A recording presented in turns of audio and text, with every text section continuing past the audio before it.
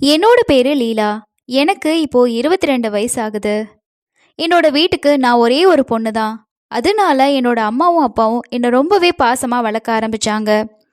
இப்படி இருக்கப்ப தான் நான் காலேஜ் முடிச்சுட்டு 2 வருஷம் வீட்டில் தான் இருந்தேன். எனக்கு கல்யாண வயசு வந்துருச்சு. மகளுக்கு கல்யாணம் பண்ணணும்னு சொல்லி என்னோட அப்பா கல்யாண பேச்ச ஆரம்பிச்சாரு. அதுக்கப்புறமா மாப்பிள்ளை பார்க்கவும் ஆரம்பிச்சாங்க. நான் வீட்டுக்கு ஒரே பொண்ணு அப்படிங்கிறதுனால என்னோட அம்மாவும் அப்பாவும் என்ன நினைச்சாங்க அப்படின்னா, ரொம்ப தூரத்தில் கல்யாணம் பண்ணி கொடுத்துட்டா அடிக்கடி பொண்ணை பார்க்க முடியாது, அவளுக்கும் நம்மளை வந்து பார்த்துட்டு போக முடியாது, அதனால பக்கத்து ஊர்லேயே மாப்பிள்ளை கிடைச்சா பரவாயில்ல, அப்படிதான் கல்யாணம் பண்ணி கொடுக்கணும்னு சொல்லி ஒரு முடிவோடு இருந்தாங்க. இந்த முடிவுக்கு அப்புறமா அவங்க அக்கம் பக்கத்தில் இருக்க ஊர்களில் மாப்பிள்ளை தேடவும் ஆரம்பிச்சாங்க. அப்படி தேடுறப்ப தான் பக்கத்து ஊர்ல இருந்த ராஜ் இப்படி தேடும்போது தான் பக்கத்து ஊர்ல இருந்த கிருஷ்ணா இப்படியே தேடிக்கிட்டு இருக்கப்ப தான் பக்கத்து ஊர்ல குமார் அப்படிங்கிற ஒருத்தரோட ஜாதகம் அப்பா கிட்ட கிடைச்சது. குமார் ஒரு பிரைவேட் கம்பெனியில் வேலை பார்த்துட்டு இருக்காரு அப்படின்னும் என்னோட அப்பாவோட ஃப்ரெண்டு மூலமாக அவருக்கு தெரிய வந்துச்சு. அதுக்கப்புறமா அவரோட வீட்டுக்கு போயிட்டு மாப்பிள்ளை பார்க்கவும் ஆரம்பிச்சாங்க. மாப்பிள்ளைய என்னோட அப்பாவுக்கும் அம்மாவுக்கும் ரொம்பவே பிடிச்சி போச்சு. அதுக்கப்புறமா 2 வீட்டு சைடு பேசி கல்யாணத்துக்கான ஏற்பாடுகள் எல்லாமே செஞ்சாங்க. 2 வீட்டு சைட்லேயும் பேசி முதல்ல நிச்சயதார்த்தம் நடந்து சில நாட்கள்லேயே எங்களோட கல்யாணமும் ரொம்பவே சிறப்பாக முடிஞ்சுது. கல்யாணத்துக்கு அப்புறமா நானும் என்னோட கணவரும் ரொம்பவே சந்தோஷமாக வாழ்ந்துட்டு இருந்தோம். என்னோட கணவர் என்னை ரொம்பவே நல்லா பார்த்துக்கிட்டாரு. எங்களோட வாழ்க்கை எந்த கஷ்டமும் இல்லாமல் ரொம்பவே சந்தோஷமாக போய்கிட்டு இருந்துச்சு. கல்யாணம் ஆகி 3 வருஷம் ஆன நிலையில் எனக்கு ஒரு ஆண் குழந்தையும் பெண் குழந்தையும் பிறந்திருந்துச்சு. இப்படி எங்களோட சந்தோஷமான வாழ்க்கை போய்கிட்டு இருக்கப்பதான் திடீர்னு என்னோட வாழ்க்கையில் இடி விழுந்தது போல வாழ்க்கையே மாற வேண்டிய ஒரு சூழ்நிலை ஏற்பட்டுச்சு. நல்லா இருந்த என்னோட கணவரோட உடல்நிலை திடீர்னு சரியில்லாமல் போச்சு. நாங்களும் நிறைய ஹாஸ்பிட்டலில் போயிட்டு அவங்க சொன்ன எல்லா ட்ரீட்மெண்ட்டையுமே எடுத்துக்கிட்டோம். எவ்வளவோ ட்ரீட்மெண்ட் பார்த்தும் என்னோட கணவரோட உடல்நிலை சரியாகவே இல்லை. நிறைய மாத்திரை மருந்துகளை அவர் சாப்பிட்டாரு. அதனால எந்த ஒரு பயனுமே கிடைக்கல. இப்படி நாங்கள் கல்யாணம் பண்ணி 7 வருஷம் கழிச்சு என்னோட கணவரோட உடல்நிலை இன்னமுமே மோசமாகி அவர் எங்களை விட்டு போயிட்டாரு. என்னோட கணவர் இறந்ததுக்கு அப்புறமா எனக்கு என்ன செய்யறதுன்னே தெரியல. எனக்கு வீட்டில் உள்ள சொந்த பந்தங்கள் எல்லாம் இருந்தாங்க. அப்படி இருந்தும் நான் அனாதையாக நிற்கிற மாதிரி இருந்துச்சு. என்னோட 2 குழந்தைங்களுக்கும் அப்பா இல்லாமல் எவ்வளவு கஷ்டப்படும் அப்படின்னு நினைக்கிறப்பயே என்னோட மனசு நொறுங்கி போச்சு. கணவர் இறந்ததுக்கு அப்புறமா என்னோட குடும்பத்தை நான் தான் பார்த்துக்கணும் அப்படிங்கிற ஒரு சூழ்நிலை எனக்கு ஏற்பட்டுச்சு. அதனால் நான் வேலைக்கு போகணும்னு சொல்லி முடிவெடுத்தேன். பக்கத்தில் உள்ள ஒரு கடைக்கு வேலைக்கு போகவும் ஆரம்பித்தேன்.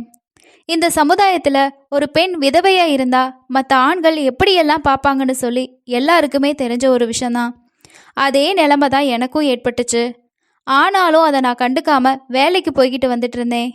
ஒரு கட்டத்துக்கு மேலே அந்த கடையோட முதலாளி என்கிட்ட தப்பாக பேசவும் தவறாக நடந்துக்கவும் ஆரம்பித்தார். அதனால் எனக்கு அந்த கடைக்கு வேலைக்கு போகவே பிடிக்காமல் போச்சு. என்ன செய்கிறதுன்னு தெரியாமல் யோசிச்சுக்கிட்டே இருந்தேன்.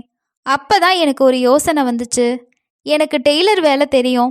என்னோட ஊரில் ஒரு டெய்லரிங் கடையை ஆரம்பிக்கலான்னு சொல்லி முடிவு பண்ணேன். அதே போல் டெய்லரிங் கடைக்கு தேவையான எல்லா விஷயத்தையுமே ரெடி பண்ணி ஒரு டெய்லரிங் கடையும் ஆரம்பித்தேன். என்னோட கடைக்கு எங்கள் ஊரில் ரொம்பவே வரவேற்பு இருந்துச்சு. ஏன்னா எங்கள் ஊரில் நான் வச்சது தான் முதல் டெய்லர் கடை. இப்படியே என்னோட கடைக்கு ஆட்கள் வர வர எனக்கு கீழே 3 பேரை வேலைக்கு வச்சேன். அதன் மூலமாக நான் நல்லா சம்பாதிச்சு என்னோட குழந்தைகளை சந்தோஷமாக பார்த்துக்கிட்டேன். என்னோட டெய்லர் கடை ரொம்பவே நல்லா போய்கிட்டு இருந்துச்சு. எங்களோட தெருவில் சுதாகர் அப்படின்னு சொல்லி 24 வயசான ஒரு பையன் இருந்தான். அவன் 12th வரைக்கும் ஸ்கூலுக்கு போயிட்டு அதுக்கு மேலே படிப்பு ஏறலை அப்படிங்கிறதுனால வேலைக்கு போக ஆரம்பித்தான். வேலைக்கு போயிட்டு அதில் வர்ற சம்பளத்தை அவனோட வீட்டுக்கு கொடுத்து உதவி செய்யவும் ஆரம்பித்தான். சுதாகர் டெய்லியும் வேலைக்கு போகிறப்பையும் வர்றப்பையும் என்னை கடையில் பார்த்துட்டு தான் போவான். அவனோட பார்வை எல்லாரோட பார்வை மாதிரி இல்லாமல் கொஞ்சம் வித்தியாசமாக தான் இருக்கும். நான் பார்க்குறதுக்கு ரொம்ப அழகாக இருப்பேன். அதனால இந்த சுதாகருக்கு என் மேலே ஒரு ஆர்வம் இருக்குது அப்படிங்கிறது போக போக எனக்கு புரிய ஆரம்பிச்சிச்சு. இதுக்கப்புறமா சுதாகர் என்கிட்ட பேசணும் அப்படின்றதுக்காக ஒரு நாள் என்னோட கடைக்கு வந்து என்னோட அம்மாவுக்கு ஒரு ப்ளவுஸ் தைக்கணும், அதுக்கு எவ்வளோ ஆகும்னு சொல்லி கேட்டான். அப்படி கேட்குறது மாதிரி அவன் என்கிட்ட பேசணும் அப்படின்னு நினச்சது எனக்கு புரிய ஆரம்பிச்சுது. இதுக்கப்புறமா நான் சுதாகர் கூட பேச ஆரம்பித்தேன். சுதாகர் என்கிட்ட பேசுறது எனக்கு ரொம்பவே பிடிச்சிருந்தது. கணவர் இல்லாம தனிமையில இருக்க எனக்கு இப்படி ஒரு ஆண் நண்பரோட பேசக்கூடிய வாய்ப்பு கிடைச்சேன்னு சொல்லி சுதாகர் கூட பேசி பழக ஆரம்பிச்சேன். இதுக்கப்புறமா நாங்க செல்போன் நம்பரை மாத்திக்கிட்டு 2 பேரும் பேசி பழக ஆரம்பிச்சோம். எங்களோட பழக்கம் நாளடைவில் நெருக்கமான பழக்கமா ஆரம்பிச்சிச்சு. நானும் சுதாகரும் ரொம்பவே நெருக்கமா இருக்கிறத பார்த்த அக்கம் பக்கத்துல உள்ள எல்லாருமே எங்களை சந்தேகப்பட ஆரம்பிச்சாங்க. இதுக்கப்புறமா அடிக்கடி சுதாகர் என்னோட கடைக்கு வந்துட்டு போக ஆரம்பிச்சான்.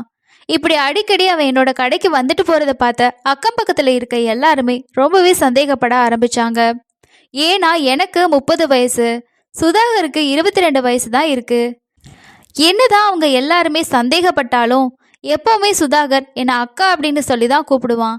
இதனால அக்கம் பக்கத்துல உள்ளவங்க பெருசா இதை சந்தேகப்படல.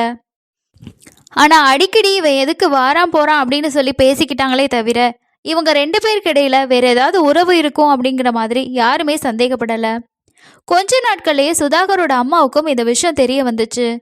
ஆனாலும் அவங்க இதை ஒரு பெரிய விஷயமா எடுத்துக்கல.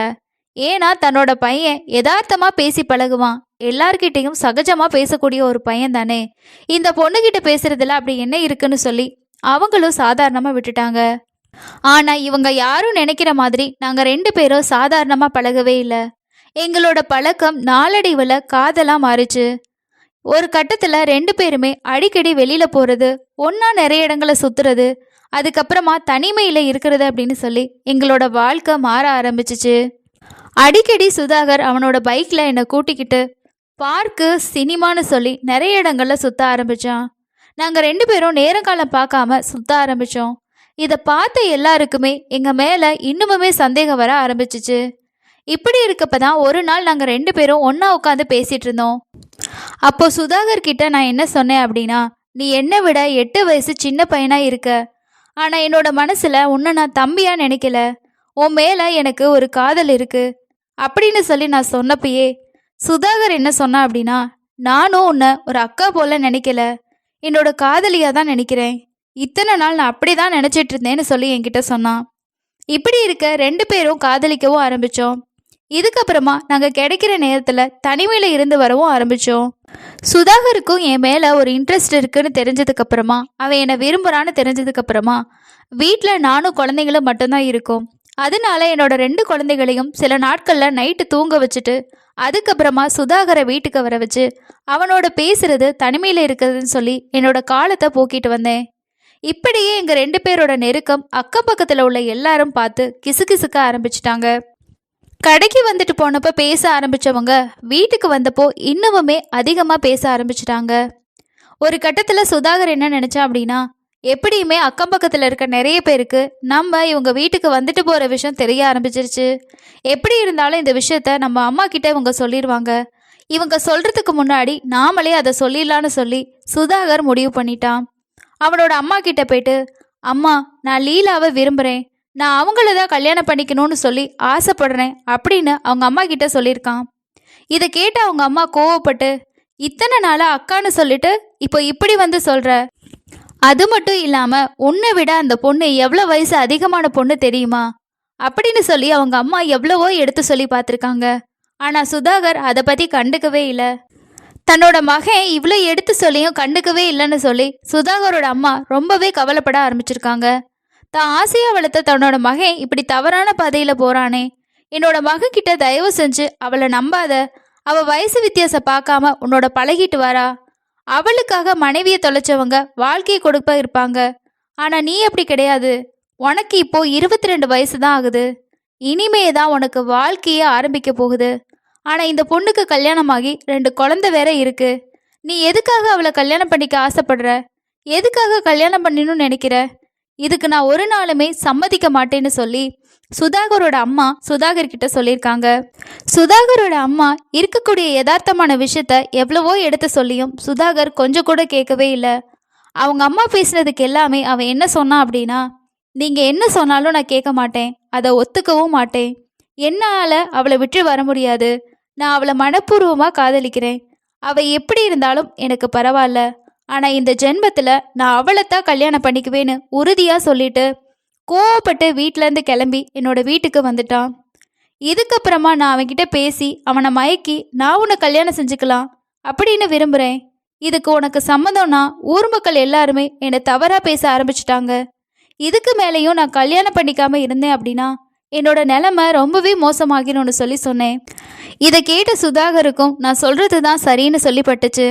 தன்னோட அம்மா அப்பா இந்த கல்யாணத்துக்கு ஒரு நாளுமே சம்மதிக்க மாட்டாங்க. அவங்களுக்காக யோசிச்சோம் அப்படின்னா லீலாவை நம்ம தொலைச்சிருவோன்னு சொல்லி நாங்கள் 2 பேரும் கல்யாணம் பண்ணிக்கலான்னு சொல்லி முடிவு பண்ணோம். அதுக்கப்புறமா எங்கள் ஊரில் இருக்கக்கூடிய கோவிலில் போய்ட்டு 2 பேருமே கல்யாணமும் பண்ணிக்கிட்டோம்.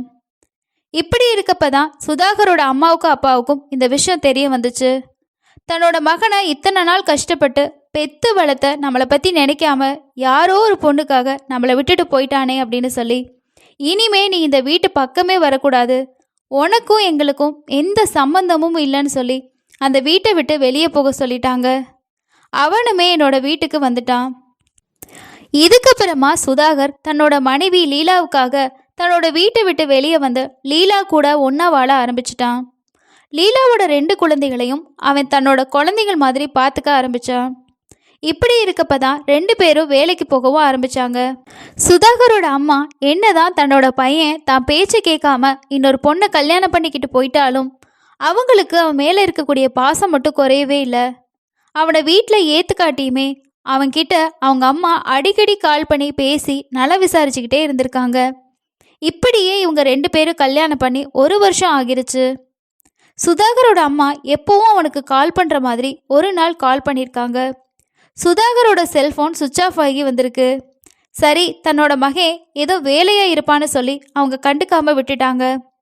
கொஞ்ச நாட்கள் ஆன நிலையில் தன்னோட மகனுக்கு பேசணும்னு நினச்சி கால் பண்ணியிருக்காங்க. திரும்பவும் சுதாகரோட நம்பர் சுவிட்ச் ஆஃப்னு சொல்லி வந்திருக்கு. இப்படியே சுதாகருக்கு அடிக்கடி கால் பண்ணிக்கிட்டே இருந்திருக்காங்க. சுதாகரோட ஃபோன் தொடர்ச்சியாக சுவிட்ச் ஆஃப்னு சொல்லியே வந்திருக்கு. தன்னோட மகன் எங்கே இருக்கான், ஏன் அவனோட ஃபோன் எடுக்கல அப்படின்னு சொல்லி சுதாகரோட அம்மா யோசிக்க ஆரம்பிச்சிருக்காங்க. இதுக்கப்புறமா சுதாகரை பற்றி லீலாவுக்கு கால் பண்ணி கேட்டுருக்காங்க. அவளும் ஒழுங்காக பதில் சொல்லாமல் ஏதேதோ சொல்லி மழுப்பிக்கிட்டே இருந்திருக்கா. தன்னோட மகனோட நிலையை பற்றி தெரிஞ்சுக்கணும் அப்படின்னு சொல்லி லீலாவை நேரடியாக பார்க்க சுதாகரோட அம்மா வந்திருக்காங்க. அப்போ லீலா சுதாகரோட அம்மா கிட்ட என்ன சொல்லியிருக்காங்க அப்படின்னா, உங்கள் பையன் சம்பாதிச்சு பெரிய ஆளாகணும் அப்படின்னு சொல்லிட்டு வெளிநாட்டுக்கு போயிட்டார். அவர் எனக்கே அடிக்கடி கால் பண்ணுறது கிடையாது, மாதத்துக்கு 1 முறை மட்டும்தான் கால் பண்ணுவார் அப்படின்னு லீலா சொல்லியிருக்காங்க. லீலா சொன்னதை கேட்டுட்டு இருந்த சுதாகரோட அம்மாவுக்கு தன்னோட பையன் நம்மக்கிட்ட சொல்லாமல் எங்கேயுமே போக மாட்டானே, ஆனால் இப்போ லீலா வெளிநாட்டுக்கு போயிட்டதா சொல்கிறாளே அப்படின்னு ஒரு சந்தேகம் ஏற்பட ஆரம்பிச்சிருக்கு. ஆனாலும் தன்னோட மகன் ஒருவேளை மனைவி பேச்சை கேட்டுக்கிட்டு நம்மக்கிட்ட சொல்லாமல் போயிட்டானோ அப்படின்னு அவங்க யோசிச்சுக்கிட்டு அங்கேருந்து கிளம்பியிருக்காங்க. இப்படி இருக்கப்ப தான் அவள் வெளிநாட்டுக்கு போனதா சொல்லிட்டு போயிட்டு 2 வருஷம் ஆன நிலையிலையும் 1 முறை கூட சுதாகர் தன்னோட அம்மா கிட்ட பேசவே இல்லை. இதனால் தன்னோட மகனோட நிலை என்னாச்சுன்னு சொல்லி சுதாகரோட அம்மா யோசிக்க ஆரம்பிச்சிருக்காங்க. தன்னோட மகனோட நிலையை பற்றி தெரிஞ்சுக்கிறதுக்காக அவங்க முடிவும் செஞ்சுருக்காங்க. சுதாகரோட அம்மா லீலாவை நோட்டமிடவும் ஆரம்பிச்சிருக்காங்க. அதே போல் அவள் வச்சிருக்கக்கூடிய தையல் கடைக்கும் அவள் வீட்டுக்கும் யார் யார் வந்துட்டு போகிறாங்கன்னு சொல்லி பார்க்கவும் ஆரம்பிச்சிருக்காங்க. அப்போது லீலாவோட தையல் கடைக்கும் அவளோட வீட்டுக்கும் 2 ஆண்கள் போகிறதும் வர்றதுமா இருந்ததை பார்த்துருக்காங்க. அதில் ஒருத்தர் சுதாகர் கூட வேலை பார்த்த தன்ராஜ் அப்படிங்கிறத சுதாகரோட அம்மா கண்டுபிடிச்சிட்டாங்க. சுதாகரோட அம்மாவுக்கு தன்னோட மகனோட நிலை என்னாச்சுன்னு சொல்லி இன்னுமுமே பயம் அதிகரிக்க ஆரம்பிச்சிருக்கு. கடைசியாக வேற வழியே இல்லை அப்படின்னு சொல்லி பக்கத்தில் உள்ள போலீஸ் ஸ்டேஷனுக்கு போயிட்டு தன்னோட மகன் எங்கள் வீட்டை எதிர்த்து கல்யாணம் பண்ணிக்கிட்டான், அவளுக்கு அவனை விட 8 வயசு அதிகம், அவளை பற்றி நிறைய விஷயத்த நாங்கள் அவகிட்ட சொன்னோம், ஆனால் என்னோட பையன் கேட்காம அவளை கல்யாணம் பண்ணிக்கிட்டான், என்னோட பையன் அவளை கல்யாணம் பண்ணதுக்கப்புறமா 2 வருஷமாக அவனை காணவே இல்லை அப்படின்னு சொல்லி அவங்களோட கம்ப்ளைண்ட்டை கொடுத்துருக்காங்க. இதை கேட்ட போலீஸ் சுதாகரோட அம்மா கொடுத்த புகாருக்கு கீழே லீலாவை விசாரிக்கவும் ஆரம்பிச்சிருக்காங்க. அவளை விசாரிக்க போன காவலர்கள்கிட்ட அவள் முன்னுக்கு பின்னா முரணாவே பேசிகிட்டு இருந்திருக்கா. இப்படி இருக்கப்ப தான் லீலாவை காவலர்கள் காவல் நிலையத்துக்கு கூட்டிகிட்டு வந்திருக்காங்க. அவளை மிகவுமே நெருக்கடி கொடுத்து விசாரிக்கவும் ஆரம்பிச்சிருக்காங்க. அப்போ தான் அவள் செஞ்ச கொடூரமான காரியத்தை சொல்ல ஆரம்பிச்சிருக்கா. அது என்னன்னா, லீலாவும் சுதாகரும் கல்யாணம் செஞ்சு வாழ்க்கையை 2 பேருமே சந்தோஷமாக போய்கிட்டு இருந்திருக்கு. அப்போ தான் சுதாகரோட நண்பரான தன்ராஜ் சுதாகரை பார்க்கறதுக்காக அந்த தையல் கடைக்கு போகிறது போல் லீலாவையும் கொஞ்சம் மாற்றத்தோடு பார்க்க ஆரம்பிச்சிருக்காரு. தன்னை தவறா தன்ராஜ் பார்க்கறத லீலாவுக்கு தெரிய வந்திருக்கு. லீலாவுக்கும் சுதாகருக்கும் கல்யாணமாகி 1 வருஷம் ஆன நிலையில லீலாவுக்கு சுதாகர் மேல சலிப்பு வர ஆரம்பிச்சிருச்சு. தன்ராஜ் அடிக்கடி தையல் கடைக்கு வர்றதும் காலப்போக்கில் லீலாவுக்கு பிடிச்சு போகுது. அவன் தன்னோட கணவன் சுதாகரை பார்க்க வர்றது போல தன்னைத்தான் பார்க்க வர்றான்னு சொல்லி லீலாவும் புரிஞ்சுக்க ஆரம்பிக்கிறாங்க. அதனால தான் காதலிச்சு கல்யாணம் பண்ணிக்கிட்ட சுதாகர் மேல உள்ள ஆசை படிப்படியா தன்ராஜ் பக்கம் மாற ஆரம்பிச்சிருக்கு. அதே மாதிரி சுதாகர் வேலைக்கு போனதுக்கு அப்புறமா தன்ராஜ் லீலாவை பார்க்கறதுக்காக வந்துடுறான்.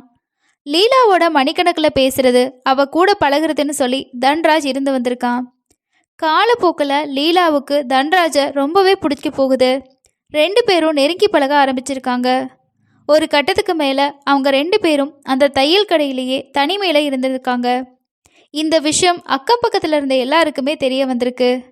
முதல்ல சுதாகர் இதை போல தான் வந்தான், இப்போ தன்ராஜ் இதே போல தான் வர்றான் அப்படின்னு சொல்லி அவங்க தெரிஞ்சுக்கிறாங்க. அக்கம் பக்கத்தில் உள்ளவங்க கணவன் இல்லாத நேரத்தில் இவ ஏன் அடிக்கடி இங்கே வர்றான் அப்படின்னு சொல்லி சுதாகர்கிட்ட நடந்ததை பற்றி சொல்ல ஆரம்பிக்கிறாங்க. இதை கேட்டு அதிர்ச்சியான சுதாகர் தன்னோட மனைவியோட செல்ஃபோனை எடுத்து பார்க்குறாரு. அந்த செல்ஃபோனில் தன்னோட மனைவி தன்ராஜ் கூட அடிக்கடி ரொம்ப நேரம் பேசி பழகிறத இவர் கண்டுபிடிக்கிறாரு. அது கூடவே இவங்களோட வாட்ஸ்அப் சேட்டில் தவறான ஃபோட்டோக்களையும் அதிகமாக பகிர்ந்ததையும் தெரிய வருது. இதை பார்த்த சுதாகர் அதிர்ச்சி ஆகிறாரு. இதுக்கப்புறமா தன்னோட மனைவியான லீலா கிட்ட போயிட்டு நடந்ததை பற்றி கேட்குறாரு. நான் உனக்கு ஏதாவது துரோகம் செஞ்சனா? உனக்காக தானே என்னோட அம்மா அப்பாவை விட்டுட்டு அனாதையாக உன் கூட வந்திருக்கேன்.